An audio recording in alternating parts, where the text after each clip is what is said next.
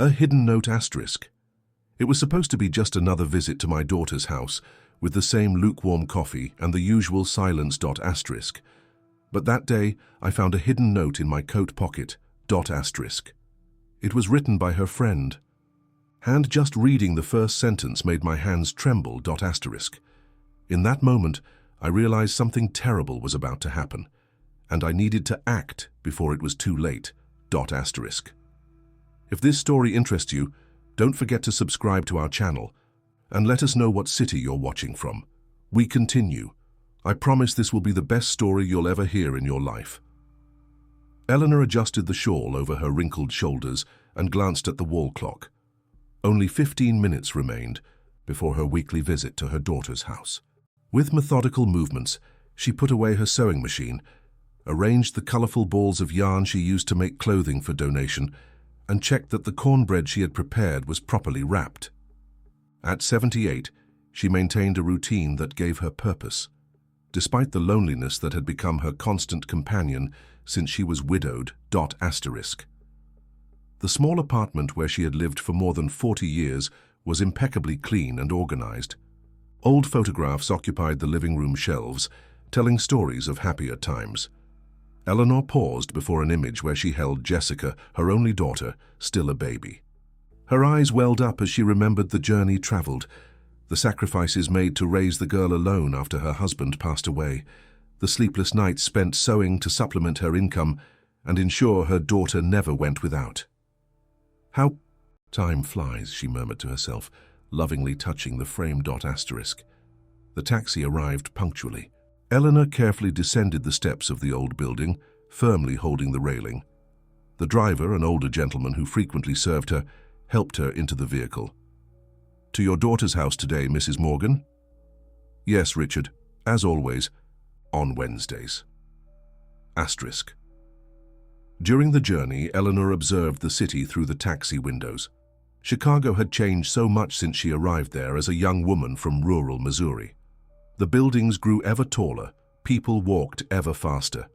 At times, she felt displaced in this accelerated world, as if she belonged to another era asterisk. The taxi stopped in front of an elegant condominium in the city's north side.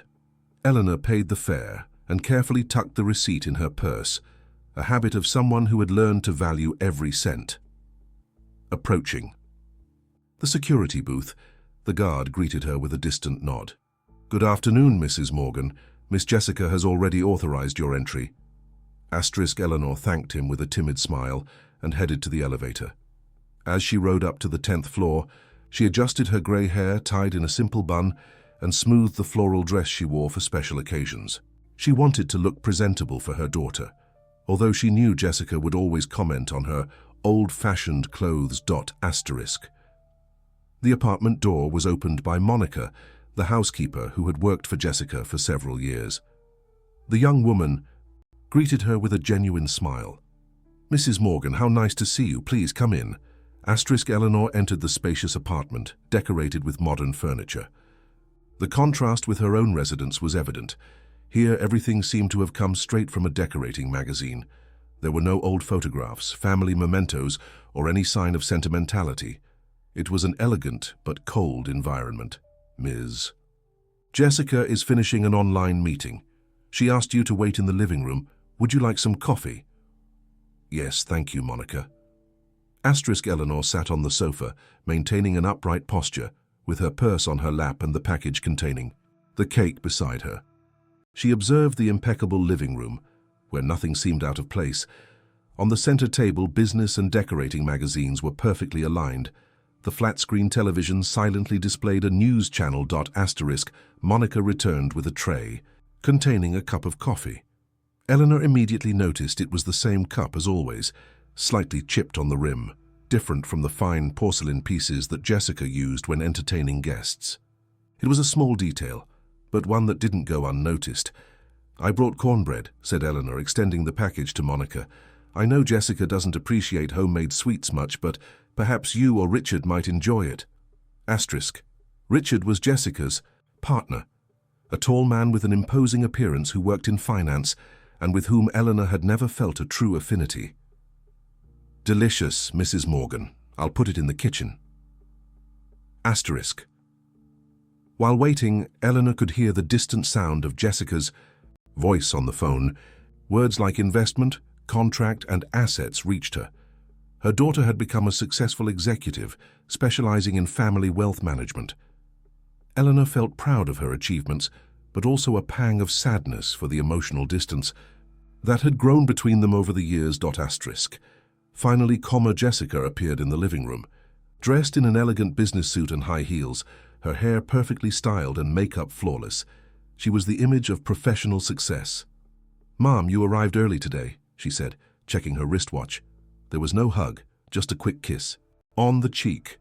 "I'm finishing some important emails. Give me a few more minutes." Asterisk. Eleanor nodded, accustomed to the coldness of these encounters. Jessica returned to her office, leaving her alone again. Through the half-open door, Eleanor could see her furiously typing on the computer, her face tense with concentration. Asterisk. Monica appeared silently and sat beside Eleanor. "How have you been, Mrs. Morgan? Has your back pain improved?" "Yes, thank God. The doctor prescribed a new medication that has helped quite a bit." "That's good. And you're sewing? Still making those beautiful clothes for donation?" Eleanor's face lit up. Someone was genuinely interested in her activities. "Yes, I finished a set for newborns last week. The nuns at the orphanage were very pleased." Asterisk. The conversation was interrupted by the sound of keys at the door. Richard entered the apartment wearing a dark suit and carrying a leather briefcase. His gaze fell upon Eleanor, and a smile that didn't reach his eyes appeared on his face. "Mrs. Morgan, what a pleasant surprise." "Good afternoon, Richard. How are you?" "Busy as always. The market waits for no one." Asterisk. Richard placed his briefcase on a chair and loosened his tie. His gaze crossed with Monica's, who immediately stood up. "I'll prepare fresh coffee for you, sir." Asterisk. When Monica left, Richard sat in an armchair distant from Eleanor. There was something unsettling about his presence, a tension that hung in the "So, Mrs. Morgan, how's your health? Jessica mentioned you've been forgetful lately." Asterisk. Eleanor frowned, surprised. "Forgetful? No, I'm fine. I have a good memory for my age." Asterisk. Richard shrugged with a condescending smile. "You know how it is, people your age. It's natural to start having some lapses. Jessica is concerned. We've talked a lot about it." Asterisk. Before Eleanor could respond, Jessica returned to the living room. "Done, Richard. I didn't know you'd be back so early." Asterisk. The couple exchanged a quick kiss. Eleanor noticed a significant look between them. "Mum, we need to talk about an important matter." Jessica's serious tone made Eleanor straighten up on the sofa. Her daughter sat across from her, maintaining a professional expression, as if she were about to conduct a business meeting. "We're worried about you. You live alone in that old apartment with no elevator, far from us. And lately you've shown some concerning behaviors." Asterisk. Eleanor blinked. Confused. "Concerning behaviors? What are you talking about, dear?" Asterisk. Jessica glanced at Richard, who nodded encouragingly. "Mom, last week you called me 3 times in the same day asking the same thing. Don't you remember?" Asterisk. Eleanor shook her head, genuinely perplexed. "No, Jessica. I only called once to confirm. If I could come on Wednesday as usual." "You see," Jessica pointed out, as if Eleanor had just proven her point, "this is exactly what we're talking about. You don't remember." Asterisk. Richard intervened with a soft voice. "Mrs. Morgan, we've found a perfect solution, a welcoming place, with 24-hour medical assistance, activities for people your age. You wouldn't need to worry about anything." Asterisk. Eleanor felt a chill run down her spine. Were they talking about a nursing home? About institutionalizing her? "I don't need any place. I'm perfectly fine in my apartment." Asterisk. Jessica sighed, as if dealing with a stubborn child. "Mom, we've already decided. It's best for you." Asterisk. At that moment, Monica entered with coffee for Richard. As she placed the cup on the table, her eyes met Eleanor's. There was something in that look, an alert, a silent message. "Excuse me, Miss Jessica, I forgot to mention that a package arrived for you. It's in the kitchen." Jessica stood up, visibly irritated by the interruption. I'll see it later, Monica. It's that material you were urgently waiting for, from the printing company. Asterisk. After a moment of hesitation, Jessica left the room, followed by Richard. As soon as they were alone, Monica quickly approached Eleanor and, in an almost imperceptible gesture, slipped a small folded piece of paper into the elderly woman's purse.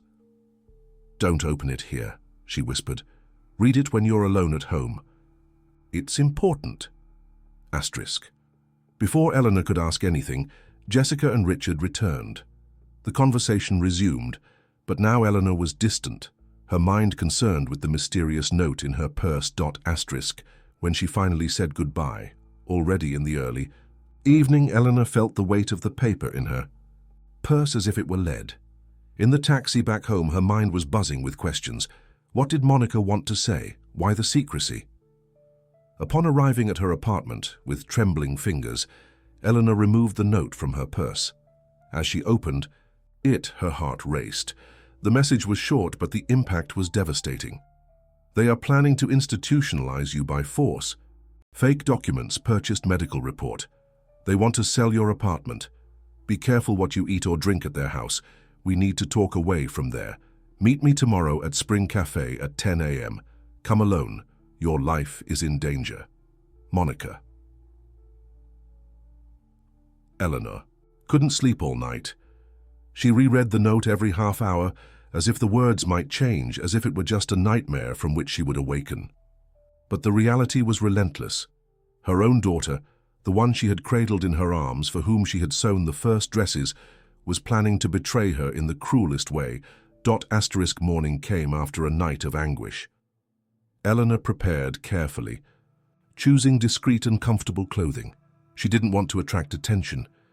While pinning her hair, she observed her reflection in the mirror, the face marked by time, the tired but still perceptive eyes. Do I appear so fragile? She wondered. So incapable that they need to decide for me. Spring Cafe was a few blocks from her apartment, a simple establishment, frequented mainly by seniors in the neighborhood. It was a safe, familiar place. Eleanor arrived 10 minutes before the agreed time, choosing a discreet table at the back of the room from where she could observe who entered. Punctually at 10 o'clock, Monica appeared. She wore casual clothes, quite different from the uniform she wore at Jessica's house. With her hair down and no makeup, she looked even younger. She looked nervously in all directions as she walked toward Eleanor's table. Mrs. Morgan, I'm glad. You came, she said, sitting down quickly. I don't have much time. I asked for time off, claiming a doctor's appointment, but I need to return in 2 hours. Monica, explain this note to me. It's a very serious accusation. Asterisk. The young woman took a deep breath, her eyes welling up. I've been working at your daughter's house for almost 3 years. At first, it was just a job. But over time, I began to notice things. Strange conversations, documents hastily hidden. When I entered, meaningful glances exchanged between Jessica and Richard. And your name, Mrs. Morgan, always came up in these situations. Eleanor squeezed the napkin between her fingers, trying to maintain composure. Last week, I forgot my cell phone charging in the kitchen during my lunch hour. When I came back, it was recording. Someone had activated the audio recording function, probably by accident. When I listened to the recording that night, I heard everything. Monica opened her purse and pulled out a small flash drive. It's all here. The conversation between Jessica and Richard detailed plans. They hired a doctor to falsify a report attesting to advanced senile dementia. They've already contacted an institution called Sunset Haven. Mrs. Morgan, it's not a good place. My own grandmother was there for a month before we moved her elsewhere. Asterisk. The young woman swallowed hard, avoiding using the word that both knew was implicit. The plan is to admit you next week. They'll put something in your drink when you visit them to make you disoriented. Then the nursing home ambulance will come to get you, with all the documentation ready. Meanwhile, Richard is already arranging the sale of your apartment. Eleanor felt the blood freeze in her veins. For moments, the cafe around her seemed to disappear. The sounds became distant. It was as if she were in a tunnel, sinking. But soon indignation brought her back to reality. "Why?" she asked with a trembling voice. "Why would Jessica do this to me?" Monica hesitated, carefully choosing her words. "Richard is in debt, Mrs. Morgan. He made risky investments that went wrong. They're about to lose the luxury apartment, the cars. Jessica is desperate to maintain their lifestyle, and they discovered about your money." Eleanor's eyes widened. "What money? I live on my pension." "That's not what they think. Richard investigated your past. He discovered an inheritance you received from a distant aunt many years ago. He believes you've hidden this money somewhere." Eleanor closed her eyes for a moment. It was true. She had received a significant inheritance from her Aunt Elizabeth, her father's sister, who had lived her entire life in Europe. The money was invested in a bank, untouched for decades. She had never spoken about it with anyone, not even Jessica. It was her safety net, something that reassured her to know existed, even if she never needed to use it. How did he discover this? Richard has contacts. He works with family fortunes, remember. He has access to records, privileged information. He's desperate, Mrs. Morgan, and desperate people do terrible things. The coffee they had ordered grew cold on the table, forgotten. Eleanor tried to process everything she was hearing. "Monica, why are you telling me this? Why risk yourself like this?" The young woman lowered her gaze, nervously fiddling with the ring she wore. "My grandmother. She was a victim of something similar. My uncle, her son, forcibly admitted her to an institution. Sold the house where we lived, appropriated everything. When we managed to get her out, she was no longer the same. The suffering had consumed her. I swore I would do everything to prevent this from happening to another person." Silent tears rolled down Monica's face. Eleanor extended her hand, firmly holding the young woman's. "Thank you, you're risking a lot to help me." "What are you going to do now?" Eleanor straightened her shoulders, a renewed determination shining in her eyes. "Fight. I won't allow them to steal my dignity, my independence. I need time to think, to organize myself. There isn't much time, Mrs. Morgan. Their plan is underway. They're just waiting for the right moment. Then I need to act quickly." That same day, after saying goodbye to Monica, Eleanor went to the bank where she maintained her regular checking account. She requested a private conversation with the manager, a middle-aged man who had been serving her for years. "Mr. Carter, I need a favor." "It's delicate and confidential." The manager adjusted his glasses, assuming a professional posture. "Of course, Mrs. Morgan. How can I help you?" "I need to transfer all the resources from my checking account to another account at another bank. Today." Carter seemed surprised. "May I ask the reason for this urgency?" Eleanor hesitated. She didn't want to expose her daughter, despite the betrayal she was suffering, but she needed to be convincing. "I'm being targeted in a fraud attempt.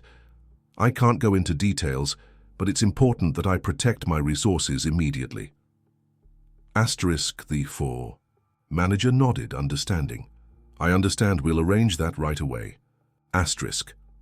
While the manager carried out the necessary procedures, Eleanor mentally organized her next steps.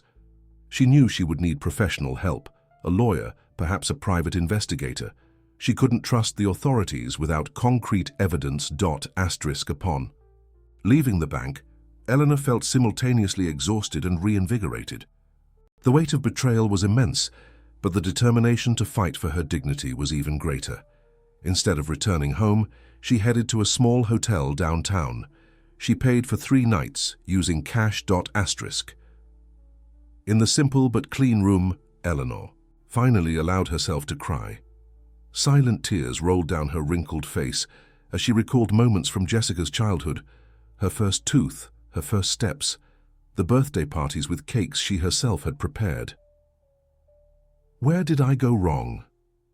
she whispered to the empty room. "How did we come to this point?" Asterisk, after a few minutes, she wiped away the tears and opened the laptop she had brought with her. A gift Jessica had given her years ago, ironically. Eleanor might not be an expert in technology, but she knew enough to research what she needed, first comma. She looked up information about Sunset Haven. The official website showed beautiful facilities, airy rooms and smiles on the faces of the elderly. But in discussion forums and complaint sites, the story was different. Reports of neglect, forced medication, poor food. Some accounts were from family members who had managed to remove their loved ones from there, finding them malnourished and traumatized. Asterisk. Next comma, she researched elder rights, interdiction legislation, legal requirements for involuntary admissions. She took meticulous notes in her little notebook, in the careful handwriting of someone who had learned calligraphy in another era. Asterisk. Finally, comma, she connected the flash drive Monica had given her to the computer. There were several audio files, dated from the last few weeks. With trembling hands, she clicked on the first one. Asterisk. Jessica Quota's voice sounded clearly through the laptop's speakers. "I've already spoken with Dr. Ferguson. He will prepare the report attesting to advanced senile dementia. It'll cost a lot, but it's worth the investment." Richard's voice responded.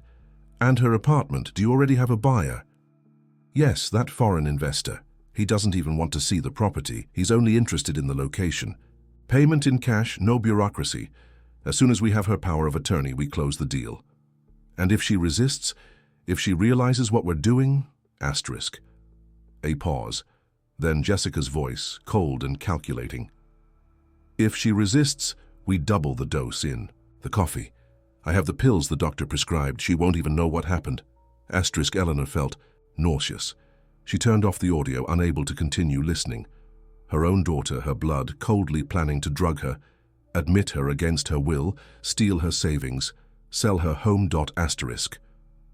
That night, alone in the hotel room, Eleanor faced the most difficult of truths. The daughter she had raised with so much love was dead. In her place was a stranger driven by greed, capable of anything for money. Asterisk. When the sun rose, Eleanor was already up. She had made her decision. She would not be a victim. She would not allow her daughter's betrayal to destroy her. She would use Aunt Elizabeth's inheritance, ironically the motive for Jessica's greed, to defend herself. Asterisk. The first step would be to find a lawyer specializing in elder rights, then an investigator to document every move Jessica and Richard made. Finally, she needed a safe place to stay while preparing her defense. The hotel was temporary. She needed discretion. Asterisk. Her cell phone rang. It was Jessica. "Mom, where are you? I went to your apartment and couldn't find you. We're worried." Asterisk. Eleanor took a deep breath, keeping her voice calm. "I'm fine, dear. I went to visit a friend in the suburbs. I needed a few days of rest." "Friend? What friend? You never mentioned." "Margaret from my sewing days. We reconnected recently." Asterisk. The lie flowed with surprising ease. There had never been any Margaret. "Oh. And when will you be back?" "In a few days. Don't worry about me." "Come back soon, Mum. We have important matters to discuss about your future." Asterisk. Eleanor felt a chill. "Of course, dear. We'll talk soon." Asterisk. As she hung up, she noticed that her hands were no longer trembling. The pain of betrayal was still there, an open wound in her heart. But now there was something stronger. The determination of a woman who, at 78, was about to fight the most important battle of her life. Asterisk. Helen Williams' office was on the 10th floor of a commercial building in downtown Chicago. The environment was welcoming, with shelves full of law books and plants that softened the formality of the place. Eleanor sat in front of the dark wooden desk, her aged hands resting on the purse that contained all the evidence she had collected. "Mrs. Morgan, I've carefully analyzed everything you've presented to me," said the lawyer, a middle-aged woman with graying hair cut in a modern style. "The recordings are extremely incriminating. We have sufficient evidence to take immediate legal action against your daughter and her partner." Asterisk. Eleanor sighed deeply.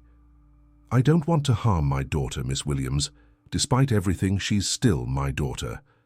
I just want to protect myself and prevent them from admitting me by force." Asterisk. Helen adjusted her red-framed glasses, observing her client carefully. I understand your feelings, but I need to be clear. What they're planning is extremely serious. Falsification of medical reports, embezzlement, attempted fraudulent involuntary admission, these are serious crimes. And what do you suggest we do? First, we'll legally secure your assets. I know you mentioned a substantial inheritance that you maintain in another bank. We need to ensure that no one can access it without your express authorization. Second, I suggest we hire a discreet personal security service, at least temporarily. Eleanor blinked, surprised. Personal security? Do you really think it's necessary? From what I heard in the recordings, yes. We're dealing with desperate people, Mrs. Morgan. And desperate people can take extreme measures. The reality of the situation weighed on Eleanor's already tired shoulders. She never imagined that at 78 she would need to hire security to protect herself from her own daughter. And what about Monica? She's risking a lot to help me. I've already spoken with her. As soon as we have all the documentation ready, I suggest she leave her job. We can help her find another position away from your daughter. Eleanor nodded, thoughtful. Helen opened a folder on the desk. I've drawn up a detailed action plan. First, we'll file a protective order in your favor. In parallel, we'll begin formal collection of evidence. The investigator we hired, Mr. Rodriguez, is already monitoring Jessica and Richard's movements. And the nursing home? Sunset Haven? We're already investigating. There are several complaints against them, but they continue operating due to political connections. However, this also gives us more ammunition for our case. As the lawyer detailed the plan, Eleanor observed the movement of the city through the office's wide window. Hurried people, cars in constant motion, life following its course. How many other stories of family betrayal were unfolding behind those apartment and office windows? Mrs. Morgan, are you listening to me? Eleanor turned her attention back to Helen. Sorry, I was distracted. What were you saying? I asked if you have any trusted friend or family member where you could stay for the next few weeks. It's not safe to return to your apartment now. Eleanor reflected for a moment. Her closest friends had already departed this world. She had no siblings, and the few cousins she had known lived far away. Some she didn't even know if they were still alive. No, I don't have anyone. Helen smiled gently. In that case, I have a suggestion. My Aunt Cecilia has a guest house on her property, on the outskirts of the city. It's a quiet, safe, and discreet place. She would be happy to host you while we resolve this situation. I don't want to be a bother. It's no bother at all. My aunt is 82 and loves company. In fact, I believe you two will get along very well. After another hour of conversation, detailing strategies and possible developments, Eleanor left the office with a strange feeling of relief and sadness. On one hand, she now had competent professionals working to protect her. On the other, the reality of Jessica's betrayal was becoming increasingly concrete, more painful. 3 days later, Eleanor was settled in Cecilia's guest house, a cozy small building at the back of a wooded property about an hour from downtown Chicago. The place was perfect, isolated enough to ensure privacy, but close enough to the city that she could attend meetings with the lawyer when necessary. Cecilia, a vivacious lady with completely white hair and penetrating blue eyes, welcomed Eleanor as if they were old friends. Helen told me about your situation, she said as she showed Eleanor the accommodations. I'm sorry for what you're going through. Family should be our safe harbor, not our greatest threat. Thank you for receiving me, Cecilia. I promise not to stay for too long. Stay as long as necessary. This house is empty most of the time. My grandchildren only come during vacations. It's good to have someone here. Gradually, a routine was established. In the morning, Eleanor and Cecilia had coffee together on the main porch, talking about books, recipes, and memories of other times. In the afternoon, while Cecilia took her nap, Eleanor talked on the phone with Helen or Investigator Rodriguez, updating herself on developments in the case. Jessica had tried to contact her several times, leaving increasingly anxious messages on Eleanor's cell phone. Mom, we're worried. Please come home. We need to talk about that matter. Mom, it's been a week since we've heard from you. This isn't normal. I'm thinking about filing a missing person report. Mom, I went to your apartment again. The neighbors said they haven't seen you for days. What's happening? Call immediately. Following Helen's guidance, Eleanor responded only with short and vague messages. I'm fine, dear. Still with my friend. I'll return when I feel better. Don't worry about me. I'm taking the opportunity to rest. There's no need for a missing person report. I'm just wanting some time for myself. Meanwhile, the plan was advancing. Helen had obtained a court order preventing any attempt to interdict Eleanor without an independent medical evaluation. Investigator Rodriguez was documenting every move Jessica and Richard made, recording suspicious meetings with the doctor mentioned in the recordings and visits to Sunset Haven. One afternoon, as Eleanor was embroidering on the guest house porch, Monica arrived unexpectedly. Her face showed concern. Mrs. Morgan, they're getting desperate. Jessica found the empty flash drive in my room. Eleanor stood up, alarmed. Does she know it was you? I'm not sure. I pretended to be surprised, said I didn't know what she was talking about. But the atmosphere in the house is unbearable. Richard has been receiving calls from collectors. I heard a violent argument last night. Monica handed Eleanor an envelope. I found this in the house office. These are the falsified documents, ready to be used. Medical report attesting to advanced senile dementia. Admission form for Sunset Haven. Power of attorney in Jessica's name for the sale of real estate. Eleanor examined the papers, feeling a mixture of horror and indignation. There it was, in black and white, the definitive proof of betrayal. The falsified signature on the power of attorney document was a crude imitation of hers. We need to deliver this to Miss Williams immediately. As Monica and Eleanor were talking, the young woman's cell phone rang. It was Jessica. Monica answered, putting the phone on speaker. Monica, where are you? We need you here now. I'm at the supermarket, Miss Jessica, buying the items you asked for. Return immediately. We've managed to locate my mother. She returns on Wednesday. We need to prepare everything. Monica's gaze met Eleanor's, both on alert. Locate? What do you mean? It doesn't matter. What matters is that she will return and we'll finally resolve this situation. After hanging up, Monica was pale. How did they locate you? No one knows you're here. Eleanor thought for a moment, and then the answer came like lightning. My cell phone. They must have tracked my cell phone. Helen had mentioned this possibility, but Eleanor had kept the device turned off most of the time, turning it on only for brief communications, but apparently this had been enough. What will we do now? They think you'll return on Wednesday. Eleanor took a deep breath, a new determination in her eyes. And I will return, but not in the way they expect. The next morning, Eleanor met with Helen, Rodriguez, and 2 other lawyers from the firm. The strategy was refined, each detail carefully planned. They believe they have control of the situation, said Helen. That's our trump card. Let them think they're in command. Rodriguez, a stocky, middle-aged man with attentive eyes, showed the photos he had taken in recent days.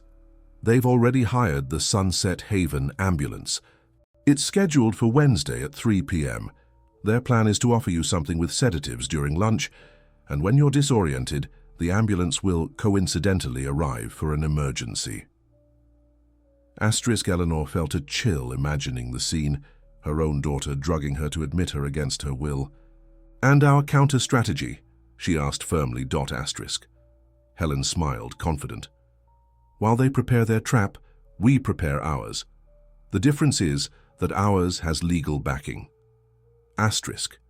In the days that followed, Eleanor oscillated between determination and profound sadness.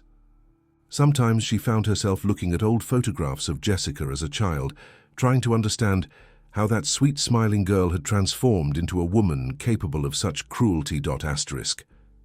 One night, sitting on the porch with Cecilia, Eleanor confided, I Think the worst isn't the betrayal itself, but not being able to understand why. What did I do wrong in raising her? Where did I fail? Cecilia held her wrinkled hands affectionately. Don't blame yourself, Eleanor. Some paths are chosen despite our best guidance. Jessica made her choices as an adult. But she's my daughter, my only legacy in this world. Your legacy goes beyond her. It's in the lives you've touched with your kindness, in the children who received the clothes you sewed, in the people who felt welcomed by your smile. Cecilia's words brought unexpected comfort. Perhaps it was true. Perhaps the value of a life isn't measured just by the gratitude of children, but by all the small acts of generosity along the way. On Tuesday, the eve of the decisive day, Eleanor received an unexpected call. It was Carol, an old neighbor from her building. Eleanor, I need to tell you something strange. Your daughter was here today with a man I've never seen before. They entered your apartment. I watched through the door. I thought it was suspicious. They took some things in boxes. Eleanor thanked her for the information. Jessica and Richard's audacity seemed to have no limits. They were already appropriating her belongings, anticipating the forced admission. When reporting the incident to Helen, the lawyer merely nodded. This only strengthens our case. We have everything documented, Mrs. Morgan. Tomorrow, when they think they're about to execute their plan, they'll be surprised. That night, Eleanor could barely sleep. She mentally reviewed each detail of the plan, each possible scenario. There was no room for errors. Her freedom, her dignity, and her future depended on the success of the operation. They had meticulously architected. When the sun rose on Wednesday, Eleanor was already up. She dressed carefully, choosing comfortable but elegant clothing. She tied her hair in her traditional bun, applied a light lipstick. She wanted to look presentable for what would undoubtedly be one of the most important days of her long life. Cecilia found her in the kitchen, preparing tea. "Ready for the big day?" she asked with an encouraging smile. "As ready as I can be." "I have something for you." Cecilia extended a small package. Eleanor opened it, revealing a delicate silver brooch in the shape of a butterfly. "It was my mother's. She used to say that butterflies represent transformation, rebirth. I thought it was appropriate for today." With tears in her eyes, Eleanor pinned the brooch to her blouse. "Thank you, Cecilia, for everything." At precisely 11 o'clock, the car sent by Helen arrived to pick her up. It was time to face the final battle. The taxi stopped in front of the elegant building where Jessica lived. Eleanor contemplated the facade of the edifice, breathing deeply to calm her heart that was pounding in her chest. Beside her, in the back seat, Helen gave an encouraging squeeze to her hand. "Remember, Mrs. Morgan, they don't know we're prepared. Stay calm and follow exactly what we agreed upon." Eleanor nodded, pressing the purse against her body.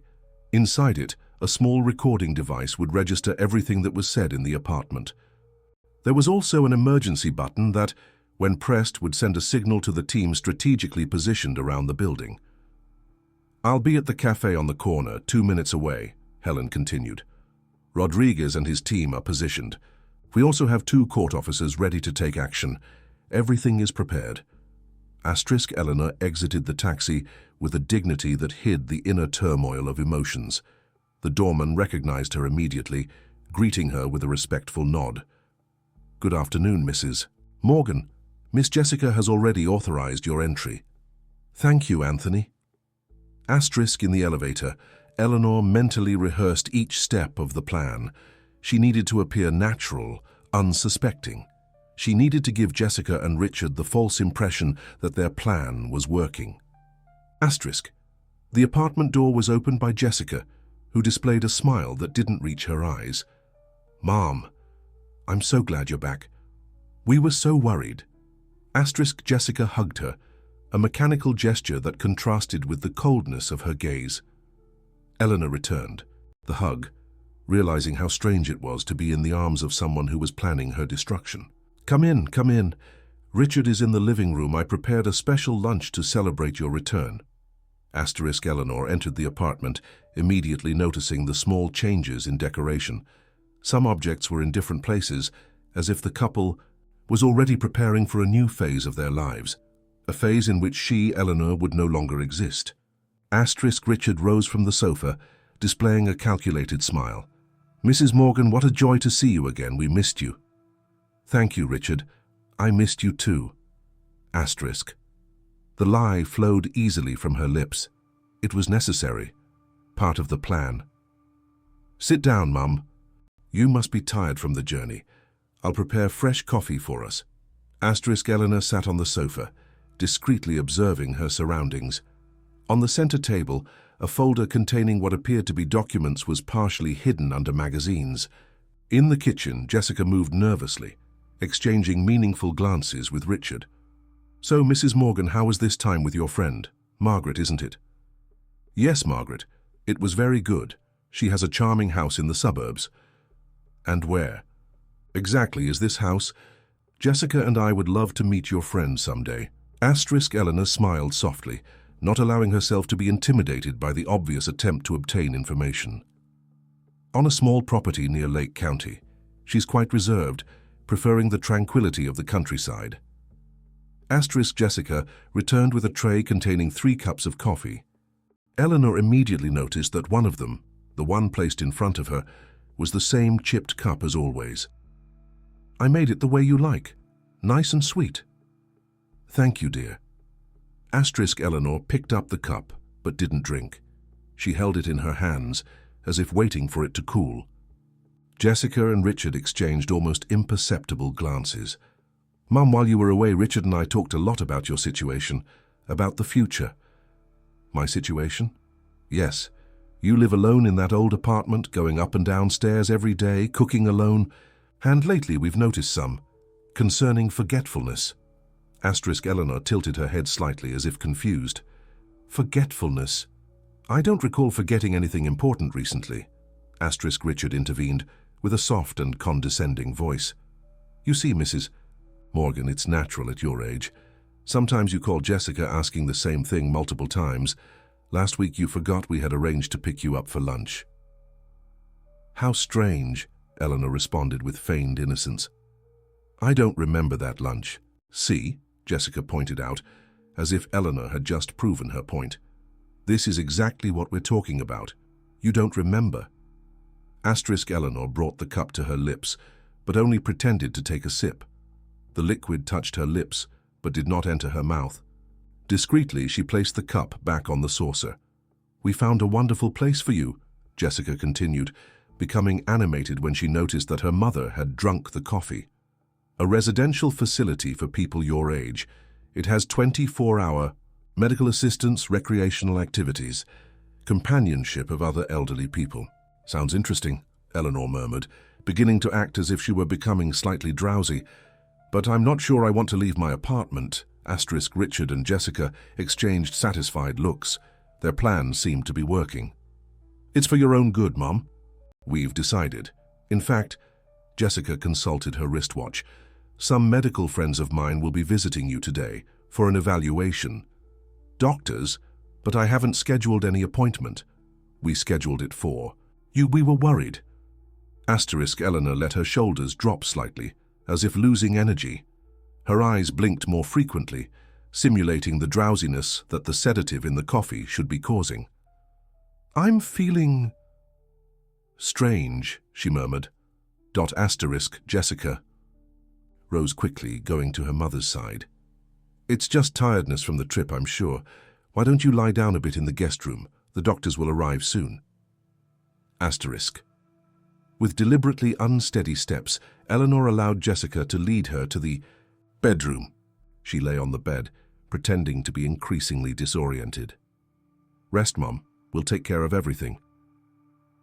As soon as Jessica left, closing the door, Eleanor sharpened her ears. She could hear the couple talking in low voices in the living room.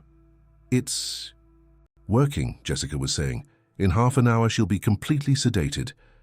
"Excellent. The ambulance will arrive at 3. The documents are all ready. As soon as she's at Sunset Haven, we can finalize the sale of the apartment." "And the money?" We still haven't discovered where she hid it. That's a matter of time. Once we have the signed power of attorney, we can search through her accounts. It must be in some investment. Eleanor pressed the emergency button in her purse. It was the agreed signal. In a few minutes, Helen and the team would take action. She continued lying down, pretending to be in a semi-conscious state. She heard the doorbell ring, voices in the living room. They weren't the doctors hired by Jessica and Richard, but the team organized by Helen. Finally, the bedroom door was opened. Jessica appeared pale and visibly nervous. "Mom? There are some people here who want to talk to you." Eleanor rose from the bed with surprising agility, leaving Jessica open-mouthed. "Yes, I know. I've been expecting them." In the living room, Helen was standing next to Rodriguez, 2 court officers, and a geriatric doctor. Richard, cornered, looked like a trapped animal. "What does this mean?" demanded Jessica, looking furiously at her mother. "Who are these people?" Helen stepped forward, professional and relentless. "I am Miss Helen Williams, Mrs. Eleanor Morgan's attorney. We are here with a court order to prevent the attempted fraudulent involuntary admission that you were planning." "This is absurd," shouted Jessica. "My mother is confused. She needs medical help." The geriatrician, a respectable-looking man, approached. "Dr. Samuel Jenkins, specialist in geriatrics. I was appointed by the judge to make an independent evaluation of Mrs. Morgan, and I can guarantee that she is in full possession of her mental faculties." Eleanor maintained her dignity, looking directly at her daughter. "I know everything, Jessica, about the false medical report, about the plan to admit me by force to Sunset Haven, about the sale of my apartment. I even know about the sedatives you put in my coffee today." Jessica's face transformed into a mask of fury and despair. "You don't understand. We have financial problems. Richard made investments that went wrong. We're going to lose everything. And you, with all that money saved, not using it for anything." "So it's about money," Eleanor stated, the pain evident in her voice. "You were willing to imprison me in an institution, falsify documents, steal my home, all for money. Don't be dramatic, Mom. It would be better for you too. That old apartment of yours, the loneliness." One of the court officers approached with the documents found in the folder on the table. "We have here a falsified medical report, admission authorization with a forged signature, power of attorney for the sale of real estate, also with a falsified signature. Sufficient evidence for a formal accusation." Richard, who until then had remained silent, exploded. "It was her idea. Jessica planned everything. I only agreed because we're desperate." "Shut up, Richard," shouted Jessica. "You suggested the admission. You found the doctor who falsified the report." As the couple exchanged accusations, Eleanor observed the scene with a mixture of sadness and relief. It was painful to witness her daughter's true nature, but liberating to finally confront reality and protect herself. Helen placed her hand on Eleanor's shoulder, offering silent support. "You are being formally notified of a restraining order," announced one of the officers, delivering documents to Jessica and Richard. "You are prohibited from approaching Mrs. Eleanor Morgan within less than 100 meters, from attempting any contact, direct or indirect, or from taking any measure relating to her assets." "This won't stay like this," threatened Jessica. "We're a respected family. We have connections." "Connections won't help you now," Helen responded coldly. "We have all the evidence recorded, including this conversation that is being recorded at this moment. We strongly suggest that you accept the situation and cooperate to minimize the legal consequences of your actions." At that moment, the doorbell rang. Rodriguez, who was near the door, looked through the peephole. "It's the Sunset Haven ambulance," he informed. Helen smiled. "Perfect. Let them in. It will be interesting to document this part of the plan as well." 2 uniformed men entered the apartment, carrying a wheelchair. They seemed confused to find so many people in the living room. "We've come to pick up Mrs. Eleanor Morgan," said one of them, consulting a clipboard. We have an admission order signed by Dr. Ferguson. Ah, yes, Dr. Ferguson, replied Helen. The doctor who had his license revoked 3 years ago for falsifying documents. Interesting that he's still issuing reports, don't you think? Asterisk. The ambulance men exchanged nervous glances, realizing they had fallen into a trap. The court officer stepped forward, requesting the documents they carried. These papers will be seized as evidence. I suggest you fully cooperate with the investigation, gentlemen. Asterisk. While the situation was being formalized, with statements being collected and documents registered, Eleanor sat silently in a corner of the living room. She observed the luxurious apartment her daughter had built, a world of appearances, empty of true affection. How had she not noticed the signs before? Perhaps deep down she had always known, but had chosen to ignore it out of love. 2 hours later. When they were finally leaving the apartment, Jessica made one last attempt. "Mom," she called with a suddenly choked voice, "don't do this. We're family." Eleanor turned, looking her daughter in the eyes. "Family doesn't betray, Jessica. Family doesn't lie, doesn't manipulate, doesn't steal. What you plan to do to me, that's not family. I needed the money. We had no choice. There are always choices. You could have asked for my help, honestly. I would have helped you, even after years of coldness and distance. But you preferred the path of betrayal. And now, are you going to report me, your own daughter?" Eleanor sighed deeply. "No, Jessica. I won't ask for your arrest. That's the difference between us. But I never want to see you again. The daughter I raised, whom I loved, whom I protected with all my strength. That daughter no longer exists." Without looking back, Eleanor left the apartment, accompanied by Helen. In the elevator, she finally allowed herself to release the tears she had contained throughout the confrontation. They weren't tears of fear or defeat, but of mourning.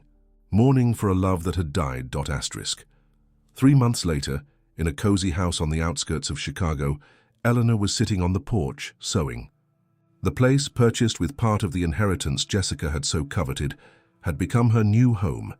It was a simple but comfortable property, with a flowering garden that she tended to every morning. Helen and Cecilia visited her regularly. Monica, who had resigned from her job at Jessica's house, now worked part-time with Eleanor, helping her organize a project that had been born from pain, but was now flourishing in hope. "The rebirth shelter is almost ready for inauguration," commented Helen, observing the architectural drawings spread on the center table. "The lawyers finalized all the documentation. It will officially be a non-profit organization starting next month."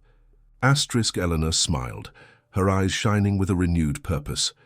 "I never imagined I would use Aunt Elizabeth's inheritance for something like this, but I can't think of a better destination for that money."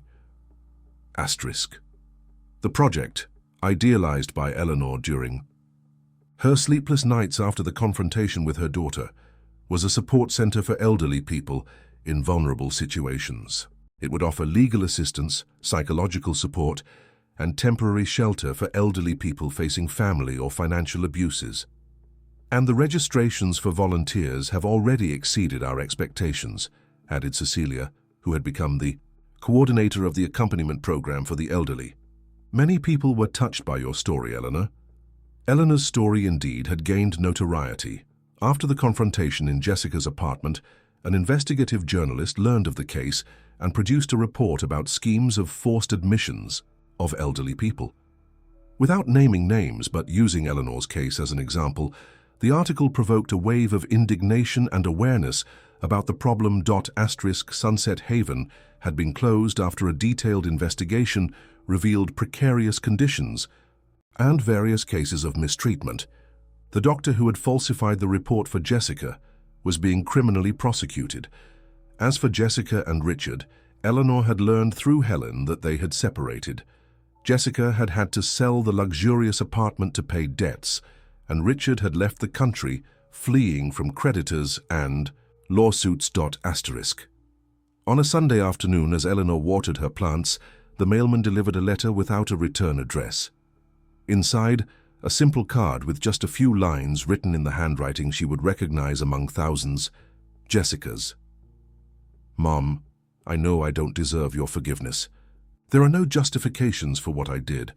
I'm restarting my life away from luxury, away from Richard, away from everything that transformed me into that horrible person. Perhaps one day we can talk again. Until then, know that I deeply regret. Jessica. Eleanor reread the card several times before storing it in the desk drawer. She didn't respond. The wound was still open. The path to forgiveness would be long. But those words had planted a small seed of hope. 6 months after the inauguration, the Rebirth Shelter had already welcomed more than 30 elderly people in vulnerable situations. It offered free legal assistance, psychological support, and, in the most serious cases, temporary housing. Eleanor spent her days between sewing, the garden, and the shelter, where she shared her experience with others who, like her, had faced betrayal from those who should protect them most. On an especially sunny afternoon, while coordinating a crafts workshop with 5 ladies recently welcomed, Eleanor was surprised by an unexpected visit. Monica entered the room, accompanied by a young reporter from one of the main television channels. "Mrs. Morgan, this is Melissa Taylor from NBC. She's doing a special report on elder abuse and would very much like to interview you. It would be an anonymous testimony if you prefer." Eleanor hesitated. She had never been a person who sought exposure. Her life had always been discreet, almost invisible. But now she understood that her silence could mean the continuation of suffering for other elderly people. "I don't need anonymity," she responded firmly. "If my story can help other people in the same situation, I want to tell it. With name, surname, and face." The interview aired 2 weeks later in prime time. With dignity and eloquence, Eleanor shared her experience, from the first signs of disdain to the discovery of the macabre plan. She spoke about the importance of elderly people being attentive to subtle changes in family members' behavior, about the need to seek specialized help, and, mainly, about each person's right to age with dignity and autonomy. The repercussion was immediate. In the following days, the telephone at Rebirth Shelter didn't stop ringing. There were elderly people seeking guidance, volunteers offering help, journalists wanting more information. The institution's website, still modest, received thousands of visits. Donations began to arrive.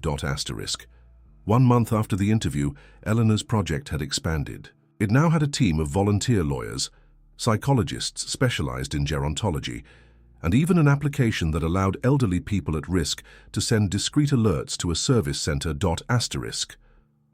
On a spring morning, as Eleanor walked through the shelter's garden, Helen approached with an envelope in her hands. "This arrived for you, Eleanor. It's from the Office of the President of the United States." Surprised, Eleanor opened the envelope. It was an official invitation to receive a commendation for relevant services to society, in recognition of the work developed at Rebirth Shelter and her contribution to awareness about violence against the elderly. The ceremony, held at the White House, was broadcast live on television. Dressed with simple elegance, Eleanor walked to the podium supported by her carved wooden cane, a gift from the ladies of the shelter. Upon receiving the medal, she gave a brief speech that moved the country. "I received many lessons in these 78 years of life. I learned about love, sacrifice, hard work. But the most important lesson came recently, when I discovered that our strength is not in who loves us, but in our ability to transform pain into purpose. The betrayal I suffered could have destroyed me. Instead, it became the foundation of a work that now helps hundreds of people. I'm not here today despite what I suffered, but because of what I suffered. And if there is a message I want to leave for all the elderly who are watching me now, it is this. It is never too late to start over. Never too late to fight. Never too late to flourish." The audience applauded standing. In the front rows, Helen, Cecilia and Monica cried without disguising their pride. And at the back of the room, almost unnoticed among the guests, a woman with brown hair tied in a simple bun observed the scene with tears in her eyes. It was Jessica. Mother and daughter did not speak that day. But when their gazes crossed for a brief moment, something silent was communicated. Not forgiveness, not yet, but perhaps the possibility of a new beginning, someday. Asterisk. Upon returning home after the ceremony, Eleanor sat on her favorite porch, observing the sunset that tinted the sky orange and pink. In her hands, the medal she had received shone under the golden light of dusk. She smiled, thinking of the long path traveled since that afternoon when she had read Monica's note. Terrified and confused. Asterisk.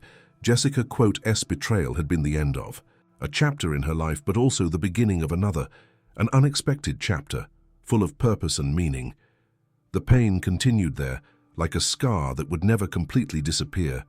But alongside it, pride, fulfillment, and a serenity that came from the certainty of making a difference now flourished. Asterisk. As the first stars appeared in the sky, Eleanor made a silent promise to herself. She would continue her journey, using her experience to illuminate the path of other elderly people, lost in the darkness of abandonment and betrayal. And perhaps, just perhaps, she would find in her heart someday space to forgive. Asterisk. That night, for the first time in many months, Eleanor dreamed of Jessica as a child, running through the garden of the old house, calling her with that sweet voice that time had erased. In the dream, she extended her arms to her daughter, feeling the softness of her innocent embrace. Asterisk. And when she woke up, with her face wet with tears, she understood that the healing process had already begun. Asterisk. The end of the story. Asterisk. Dear listeners, we hope Eleanor's story has deeply touched your hearts. To continue this emotional journey, we've prepared a special playlist with equally moving stories. Find it here, clicking on the left. If you liked this narrative about courage and new beginnings, don't forget to subscribe to our channel and leave a like on the video. We bring unique stories daily that explore the